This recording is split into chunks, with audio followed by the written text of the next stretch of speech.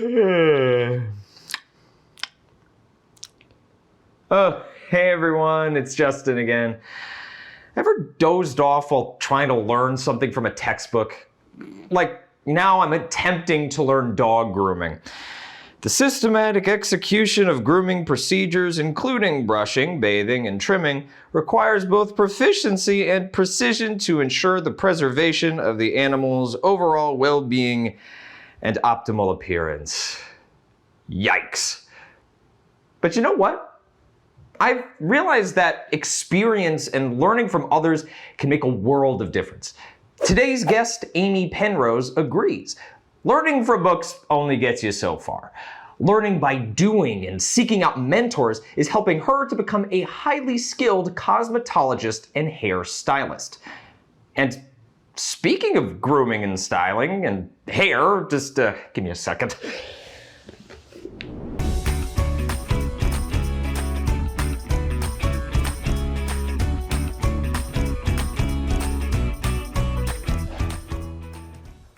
Okay, much better. Let's jump right into it. What is cosmetology? Cosmetology is the study of skin, hair, and nails. So I am a licensed nail tech, which means I can work in a nail salon and do nails. I'm a licensed esthetician.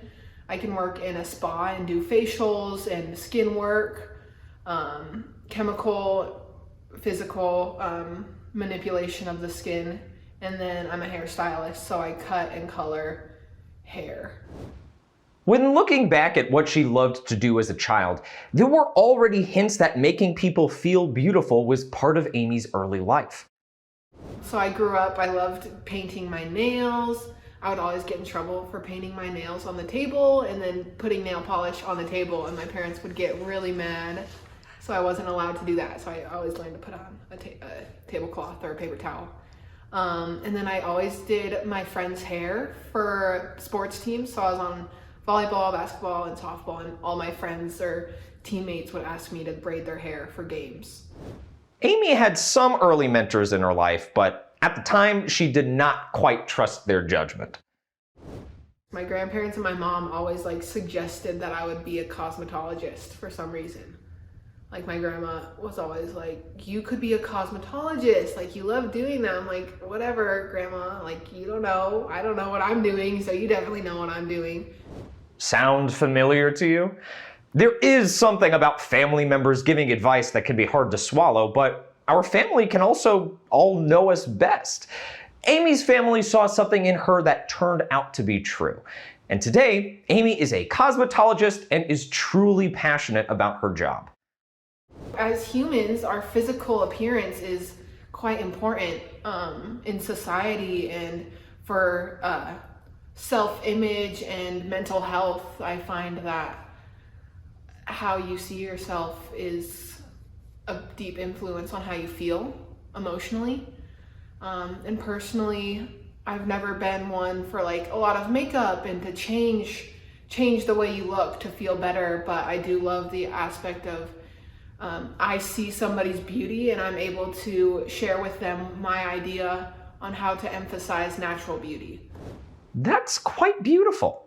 So, how did Amy learn what matters to her and become skilled at making others feel good about themselves? Well, after high school, she worked as a waitress for almost a year. When a Paul Mitchell cosmetology school opened in her small town, she jumped at the opportunity.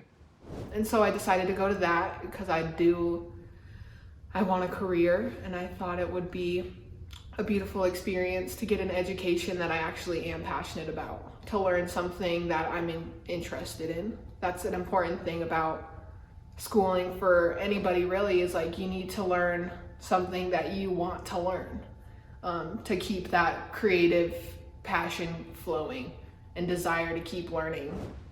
Cosmetology school typically takes between 8 months to 2 years to complete, depending on a state's licensing requirement. Amy had to complete a total of 1,600 hours of schoolwork and practical training before she could take the California State Board licensing exam. What surprised me the most was that cosmetologists need to study medical topics. The most particular aspect of getting a cosmetology license is contamination. So blood and diseases of the skin, which is the biggest problem. So you have to know different diseases and which ones are contaminant and which ones you have to work around, which ones you can't work on, so you can identify what clients you can work on, and if there's an issue, refer them to a doctor or refer them to somebody else who can treat a certain issue. So obviously these are important topics to master in order to create a safe environment for your clients and yourself. But Amy feels that she learns the most from being in the right environment. Right when I got my license, I went to go work in a salon as an assistant. So then I get the education of a whole new environment. A teacher, or my boss, who's a hairstylist who's been doing hair for 20 years, obviously has a lot more to teach me than I've known. Because Amy has the courage to admit when she needs lots of help, she's able to take full advantage of the work environment she's in. I have no idea what I'm doing, but I want to learn, and I will learn, and people love to teach. I think people love to be looked up to and seen as a guide, or people love to be helpful and love to make people feel better. And so your ability to ask for help really does connect. Mostly in the salon, my ability to ask my boss, this is what I'm trying to do and I need help. She's like, let me help you. I'm 10 years older than you and I feel like I just built my business a few years ago, but we're doing it and I'd love to see you thrive.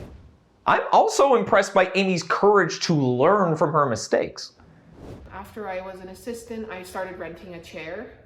It's just a real life growth. So the more you experience and the more you do, the more you learn, and the more you're able to learn from a mistake and change the way you approach that.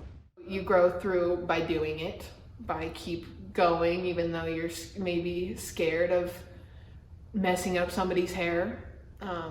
But you do it anyways, and you just hope for the best, and people usually won't mess up that bad because obviously you have knowledge.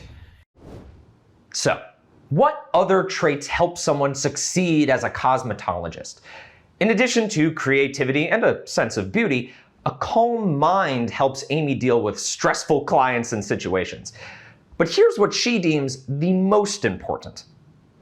You have to love humans. You have to love connection, and you have to love touch, because you're sitting here, somebody's in your chair and you're touching them. You have to be comfortable being intimate and sharing that space with people. Amy never felt super comfortable in groups, but she loves to connect with individual people.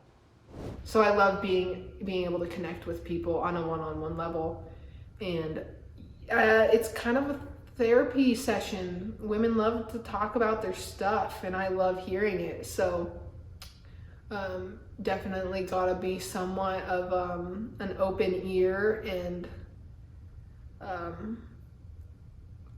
being very open and sharing, and loving humans and being passionate.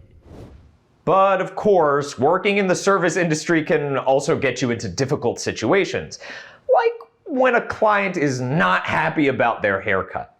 Amy found a good way to offer people a remedy while keeping clear boundaries.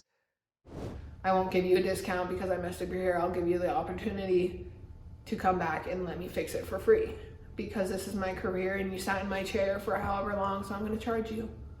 But if you don't love it, you're welcome to come back and let me fix it. So, I mean, I don't like suck up to people. I don't give you free services, but I will give you an opportunity to let me fix your hair. So there's the growth aspect. I can't do it for free. I won't do it for free, but I will make sure that we're both happy at the end of the day. While you need patience and wisdom to serve people on a daily basis, Amy loves the lifestyle that having her own business allows her to have. So I'm able to create my schedule, my personal schedule, and then I just create a schedule of work that helps me fulfill my personal schedule, which is beautiful. Any final words of wisdom for us, Amy? I think mentorship, seeing people that inspire you and keeping them close and creating connections between people who you look at and be like, that's a beautiful life. That's a beautiful business. I'm inspired by the way that they have created their life, and then make sure that you keep them around and ask questions from those people, because they guide you and they'll help you along your journey. Wow, this has really been interesting. Thank you so much, Amy, for sharing your career and insights with us. Be sure to check out the PDF to learn more about the career of a cosmetologist and get some additional tips on how to find mentors in your life. See you next time. Hey, hey.